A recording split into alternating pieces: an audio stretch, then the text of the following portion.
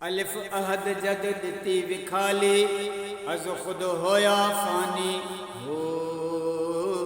कुर्ब विसाल मकाम न मंजिल न उथे जिस्म न जानी हो। न उथे इश्क मोहब्बत काई न उथे कौन मकानी हो। ऐनो ऐन थियो से बाहो सिर वहदत सुबहानी हो। तर्जुमो जॾहिं वहदानियत जी ज़ात पंहिंजी तजल्ली निर्वार कई त पंहिंजो पाण खां फना थी वियासीं।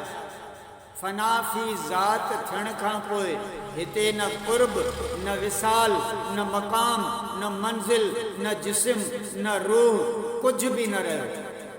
ज़ात इलाही में मह ऐं मुस्तग़रक़ थियण खां पोइ आरिफ़ खे इश्क व मोहब्बत कोन मकान जी का बि परूड़ बाक़ी न थी रही। इन हालत में ऐ बाहू वहदत सुभानी जो राज़ थी हिकु बणिजी वियासीं। सम्झाणी हिन बैत में हज़रत सुल्तान बाहू रहमतुल्लाह अलैह मक़ाम वहदत ऐं उन में आरिफ़ बिल्लाह जी हालत खे पेश कयो आहे। हस्त अज पसे पर्दा ए सद ए मन तो चूं पर्दा बर उफ्त न तो मानी व न मन।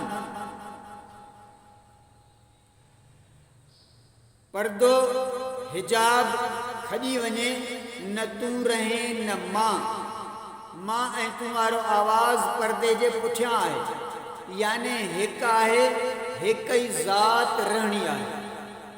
अल्लाह जे कामिल आरिफ बिल्लाह वलियन हकीकी वहदत जी राह ॿुधाई आहे ऐं हकीकत में शिरक ऐं कुफ्र खां बचण जो रस्तो ई अल्लाह वारनि जो आहे। अल्लाह वारनि जे ॾसियल वाट ऐं उन्हनि अल्लाह खे कीअं राज़ी कयो उन्हनि जे किताबनि में इहे शयूं लिखियल आहिनि। उन्हनि खे पढ़ी करे हर इंसान रहनुमाई हासिल करे सघे थो। सुभान अल्लाह। अल्लाह साईं असां सभ खे अल्लाह जे वलियन जे इन्हनि अमलनि करण जी अल्लाह जे वलियन जी जेका हिदायत मिलियल आहे किताबनि में उन ते अमल करण जी तौफ़ीक़ अता फरमाए।